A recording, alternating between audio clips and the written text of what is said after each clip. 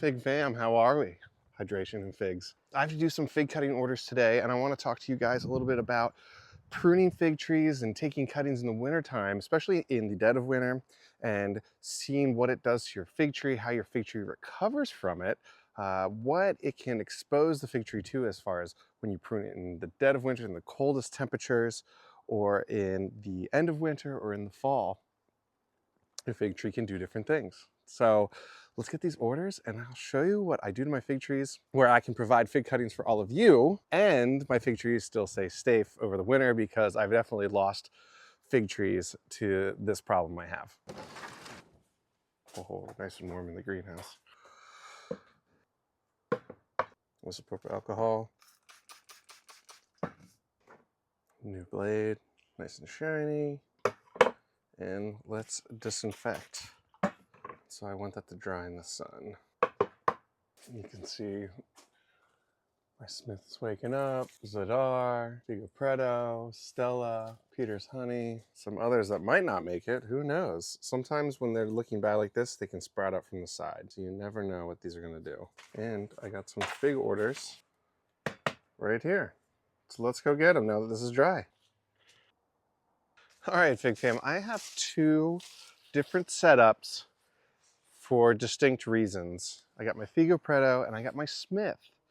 I started pruning my Smith, and right now it's unprotected, and we are going into the coldest stretch of the year. In fact, we have some nights coming up that are going to be down about 22 degrees, and that can fluctuate 2 to 3 degrees depending where you are in my area. I've seen it get down to 22 on the weather report and get into the teens here, and I've also seen it get down to 22 in the weather report and stay up in that 26 range. So I have a 6-degree weight range within the temperature that was predicted. So when it gets that cold, and I've pruned fig trees in the middle of the winter, and the reason I'm pruning my fig trees in the middle of the winter is really for you guys, for the demand. And I do live on a cusp mild climate in zone 8B. We get about 30 to 35 freezes a year between December and April 1st. Now, when I heavily prune a fig tree, it becomes less cold tolerant. And that's the basis of this. And when I'm pruning fig trees, I try to prune parts on warmer days, like right now in January, and I have short sleeves on. When I'm pruning branches that aren't fully lignified, and let's jump in on this Smith right here. Right here on parts of this Smith, it still looks green. It hardly has a cambium layer, and this is kind of notorious of Smith, and I always get weary of doing a heavy prune of Smith in the wintertime because it's already not very cold tolerant. It is cold tolerant when I keep the terminal buds and I'm not pruning, but it really doesn't have very lignified wood. And in fact, we've had some cold nights and this fig tree is still doing pretty well. I'm kind of impressed with it. And the lignified wood is really down here. Now, look at this. It's in a total bush form. And my thickest, healthiest branches right here, and I really want it to grow in a traditional tree shape in a leader form. So at some point later in the year, when I don't have as severe of cold, it can still freeze, but just not quite as cold, I'm going to prune this tree. In fact, I'm going to dig up a lot of these suckers and I'm going to propagate them as their own trees. And this is going to be my main leader. We do have some really cold nights ahead and I might want to protect this, but this part has totally healed. It's sealed off. I can see it. And that is a great sign. If you prune these right before some really cold temps, they are going to be less cold tolerant and you're going to want to do some sort of fig care. If you can see here, this branch is doing great. I do have some tips that have died off, like this one here.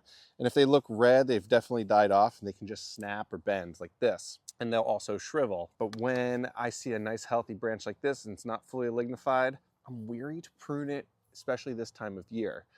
If you're deciding when to prune your fig trees, if you're in a colder climate, you can prune them even earlier, but you're also going to do either a rejuvenation prune or you're going to wrap your trees for protection. And so you're going to have that protected tree throughout the winter. So even if you prune it, it'll be heavily covered. But if we take a look over here at my Figo, I wrapped this in just a simple shade cloth. And what I actually did below, see if I can untie it, is I did a simple frost cloth. And frost cloths are great for just about everything.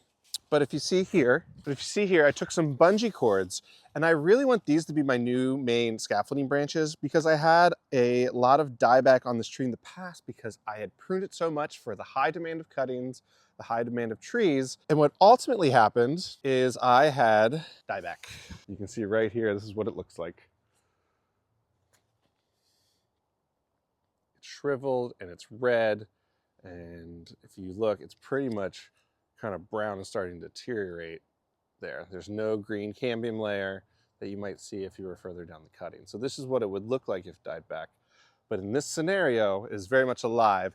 And what I did is where I took the cuttings, I covered them in the parafilm that I use when I ship cuttings or when I store them to keep the moisture in there and just to keep it mildly protected. And if I look here, these look great. And I did this right before a really cold period. And this, because I'm in zone 8B, I'm not doing a heavy wrap in, you could do burlap from like coffee bags, you could do blankets, you can do any sort of insulating material around your fig trees in a colder climate. And then you can wrap that exteriorly in a frost cloth or a tarp for more insulation. And that's what you do in a really cold climate. But the times that I really just have those dips into the low 20s, high teens, I just get the frost cloth on top and I trap the moisture in with the tops of those cuttings. And that's what I do. And so now I can protect those branches. And the reason I chose the 3 is my rule of 3s. And I get these nice, beautiful scaffolding branches that the tree, rather than cutting it all the way back down to the ground, can grow a nice tree shape and branch out from those 3 branches. So I'm really excited for the future of this tree. It's awesome. It's a Figo Preto, guys. Like, you can't beat it. And I like this one better than I like Black Madeira here on the East Coast because it's less likely to split for me. So if you live in the Southeast and you've pruned your fig tree and you worry you pruned it too early or in the coldest part of the year, a simple frost cloth that you can get at your local hardware store or online. I have an Amazon store for all the stuff I use. You can look there. You can just put that on top and use that parafilm. If you're propagating and storing your own cuttings, that parafilm wax tape or grafting tape will do wonders for keeping moisture in where you did those cuts and helping it heal and keeping energy essentially from escaping the tree from those cuts. So that's what I like to do for just that minimal bit of winter protection for trees that I've heavily pruned at the coldest time of year. Going back to my Smith, you can see that even if the cutting is still a little green, as long as I haven't cut them, they're still pretty cold tolerant. I get a little nervous when I start pruning, especially varieties like Smith. And Smith has been notorious at not being cold hardy in general. And I'm not a huge fan of that, but I'm looking at Cessac and I'm looking at Texas BA1. If you guys grow any of those varieties along with Smith, let me know which ones are the most cold hardy for you. I'm really eager to learn more because Smith tastes delicious. It does so well in humid climates, but its cold tolerance is a little subpar and it doesn't do well after a rejuvenation prune. It likes to just grow a lot without setting a lot of fruit. And so that's been my biggest struggle with Smith, but I'm hopeful because it's such a good fig in hot, humid climates. The other thing to take into consideration when deciding when to prune your fig tree or how cold tolerant it is the size and maturity of your fig tree. 2, 3, 4-year-old growth is much cold hardier than 1-year-old growth or even new growth that hasn't fully lignified yet. And the older the tree, the stronger and more resilient it is. This Genovese Nero AF, I can prune and it just does perfectly fine. By comparison, I say that Genovese Nero AF is synonymous with Italian 258. You guys can challenge me with this or you can agree with me. I'd like to hear your thoughts. But my Italian 58 did not do well at all in the cold temperatures. And unfortunately, I think it had to do with it being in a container. And this is why you have to factor in figs growing in containers are less cold hardy than figs growing in the ground. I can prune this fig tree just about any time of year. And now it's set into more of a mature stage where you can see all these terminal buds all over. I would just give it a prune anyway, just at the top here. And now that I've created this beautiful canopy, and it'll sprout from the buds below. And I will trim off any of the smaller cuttings that I don't want energy going towards. I want to focus on the bigger buds. But the bigger the fig tree, the more resilient it is because I know that Genovese Nero AF required more care when it was a smaller tree. So any of you guys eager to put really nice varieties in the ground, if you give it an extra season and let it get a little bigger, they will get more resilient for you. Just know that you really want to get that root ball established first. The best time to plant fig trees oftentimes is in the fall so they can establish their root system in the ground. And so in the springtime, if you live in a hot climate, they can just take off growing with not as much hand holding for watering in the hot months. Another thing you have to think about is how is your tree going to react to a heavy prune? This Paradiso fig is an amazing fig. I love the backstory. It is one of the trees that got me into fig growing because I love the story about it, and Galacio's Pomona Italiana. Paradiso figs have amazing breba. They have a great main crop, but they also, kind of like Smith, don't produce a lot of figs if they've done a rejuvenation prune, which is a common theme. Hardy Chicago types, Bordeaux types, they will bounce back from a heavy prune quite easily and they will still produce fruit earlier in the year. But Paradiso, if it doesn't die back, it'll produce fruit early in the year. But if you prune it too much, it is very susceptible to die back. It's happened to me a few times now. In fact, what you're looking at here is a rejuvenation prune and how much this tree has grown in 1 year. I want to keep about 3 or 4 of these branches, ideally 3, and I will cut up all the suckers of the rest, like I'm going to do with my Smith.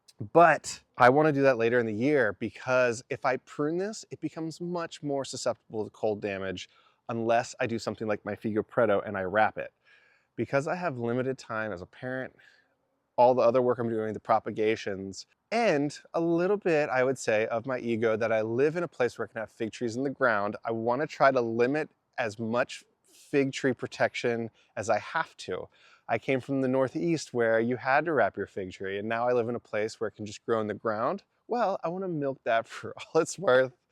And it sounds a little funny and silly of me that I couldn't just take a step back and do some wrapping, but sometimes with the quantity of work we have to do, I want to be able to roll with it. And despite multiple diebacks, my goal with this one, I'm going to go from the outside in and I'm going to take my healthy cuttings from the suckers first because I'm going to prune those back and then I can harvest that sucker at the end of the winter and put it in its own container to become a fig tree and hopefully prune the main trunks last.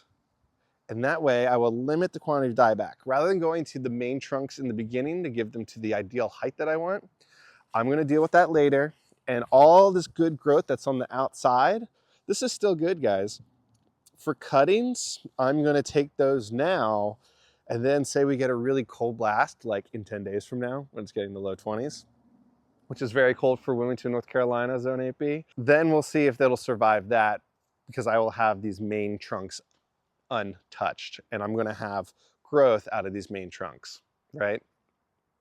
So that's my advice. If you have a bush growing fig tree and you want to establish it as a tree again, start from the outside in if you're doing heavy pruning and then isolate those main trunks and do not cut the tops of those off until you're later in the season because they are less cold tolerant after a prune. I put you guys right out in the middle of my micro fig orchard because I get varying types of light throughout this property in the wintertime. I have a lot of these magnolia trees that block out the winter light because the sun is lower in the sky. And I strategically place a lot of these fig trees throughout here based on their cold tolerance. So where you plant your fig tree plays a role too. Like I mentioned earlier, we can have up to a 6-degree range on any given night from the weather prediction. And so when I put less hardy figs up against my greenhouse for thermal radiant heat, like my Coldest and my Genovese Nero, and then I put my hardiest figs back here where they receive the least amount of light in the wintertime and they're exposed to the most wind coming from across this fence going this way towards the coast. And then you have my hardiest varieties here where they're receiving the least amount of light, like my Stellas, my Teramos, and my White Genoa. This allows for maximum success of all of my fig trees throughout my entire property.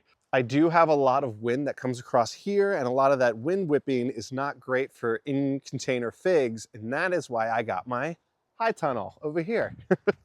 This high tunnel